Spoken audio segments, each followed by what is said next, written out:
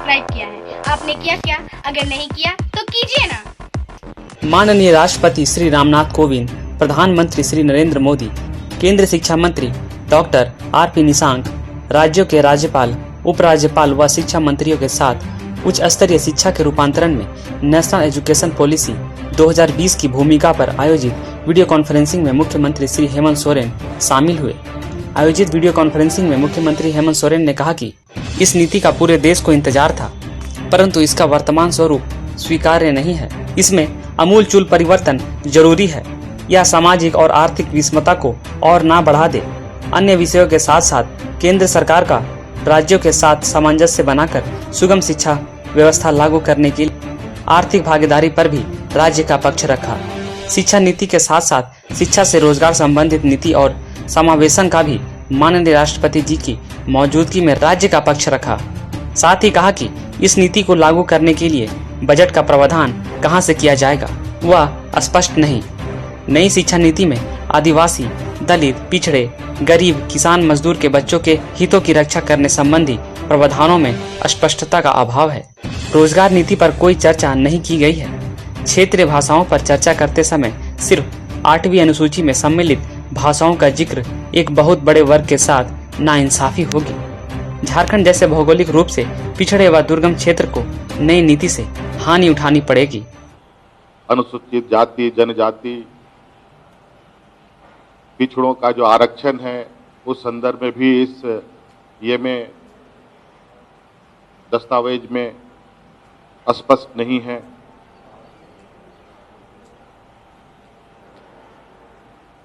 और साथ में शिक्षा का बिल्कुल पैरेलली साथ साथ चलने वाला एक विषय है वो रोजगार। उस रोजगार का भी कोई जिक्र मौजूदा दस्तावेज में नहीं है। अगर किसी शिक्षा से रोजगार का मार्ग प्रशस्त नहीं होता हो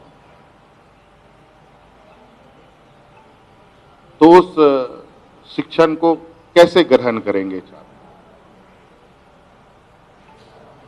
इस राज्य में या देश में गरीब, गुरबा, किसान, मजदूर, आदिवासी, दलित पढ़ाई से अधिक अपनी पेट की चिंता भी इनको होती है। और आज के दिन में जिस तरीके से बहुत हिम्मत जुटा करके शिक्षा की क्षेत्र की सीढ़ियों पर चढ़ाई चढ़ रहे हैं, निजीकरण करने से उनकी इस हिम्मत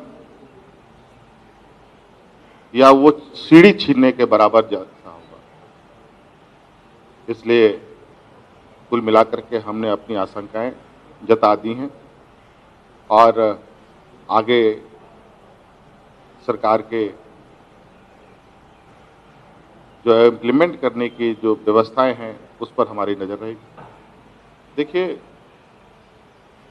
इस विषय का सबसे बड़ा स्टेक होल्डर राज्य सरकार होती है।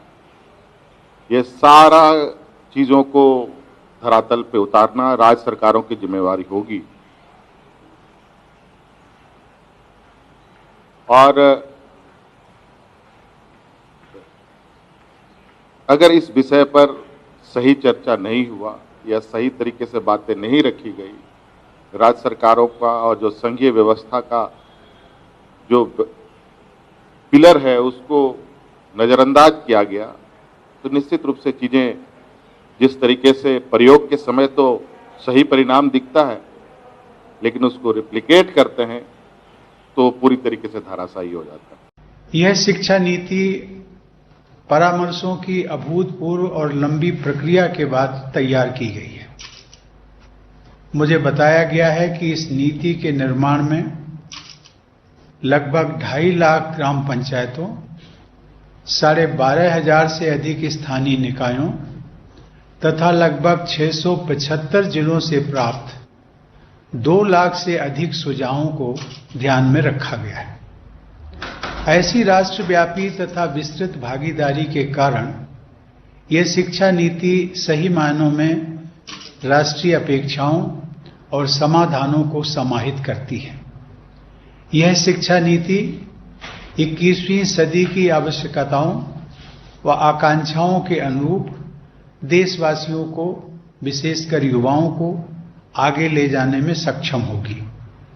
यह केवल एक नीतिगत दस्तावेज नहीं है, बल्कि भारत के शिक्षार्थियों एवं नागरिकों की आकांक्षाओं का प्रतिबिंब है। इस शिक्षा नीति के निर्माण व निर्धारण की विस्तृत व जटिल प्रक्रिया को सफलतापूर्वक संपन्न करने के लिए मैं केंद्रीय शिक्षा मंत्री, राज्य शिक्षा मंत्री, मंत्रालय के सभी अधिकारियों एवं अन्य संस्थानों के लोगों को साधुवाद देता हूं। इस शिक्षा नीति को वर्तमान स्वरूप प्रदान करने वाले पद्म विभूषण से सम्मानित डॉक्टर कस्तूरी रंगन एवं उनकी टीम के सभी सदस्य विशेष सराहना के पात्र हैं। राष्ट्रीय शिक्षा नीति 2020 के ऐतिहासिक दस्तावेज को वर्तमान स्वरूप प्रदान करने में उनके दूरदर्शी नेतृत्व एवं प्रेरक भूमिका के लिए मैं प्रधानमंत्री जी को बधाई देता हूं। भारत तो प्राचीन काल से नॉलेज का एक ग्लोबल सेंटर रहा है। 21वीं सदी में भी भारत को हम एक नॉलेज इकोनॉमी बनाने के लिए प्रयासरत है।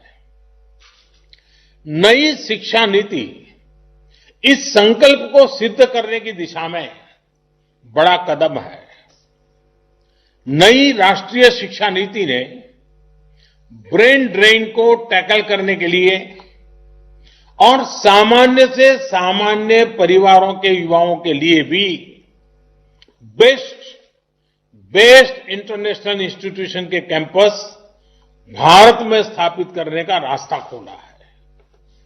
जब देश में ही अंतर्राष्ट्रीय स्तर के टॉप कैंपस आएंगे तो पढ़ाई के लिए बाहर जाने की प्रवृत्ति भी कम होगी और हमारे अपने यूनिवर्सिटीज, कॉलेज भी ज्यादा कॉम्पिटिटिव हो पाएंगे।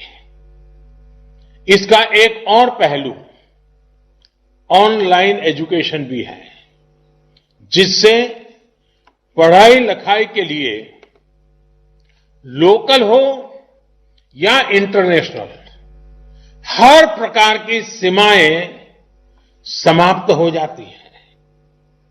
मानिए, जब किसी भी सिस्टम में इतने व्यापक बदलाव होते हैं, जब एक नई व्यवस्था बनाने की तरफ हम बढ़ते हैं, तो कुछ शंकाएं, आशंकाएं स्वाभाविक ही है। माता पिता को लगता होगा कि अगर इतनी आजादी बच्चों को मिलेगी, अगर स्ट्रीम खत्म हो जाएगी, तो आगे कॉलेज में उनको दाखिला कैसे मिलेगा, उनके बच्चों को कैरियर का क्या होगा। प्रोफेसर्स, टीचर्स के मन में सवाल होंगे कि वो खुद को इस बदलाव के लिए तैयार कैसे कर पाएंगे। इस प्रकार का पाठ्यक्रम कैसे मैनेज हो पाएगा। आप सभी के पास भी अनेक सवाल होंगे जिन पर आप चर्चा भी कर रहे हैं। ये सवाल इंप्लीमेंटेशन से जुड़े ज्यादा है। जैसे इसमें करिकुलम डिजाइन कैसे हो पाएगा, स्थानीय भाषाओं में सिलेबस और कंटेंट कैसे तैयार हो पाएगा, लाइब्रेरीज को लेकर डिजिटल और ऑनलाइन कंटेंट और पढ़ाई को लेकर जो बातें इसमें रखी गई हैं, उन पर कैसे काम होगा। कहीं साधन संसाधन के अभाव में हम अपने लक्ष्यों से चूक तो नहीं जाएंगे।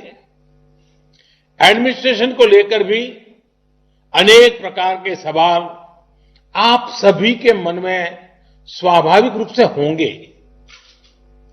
ये सभी सवाल महत्वपूर्ण भी हैं।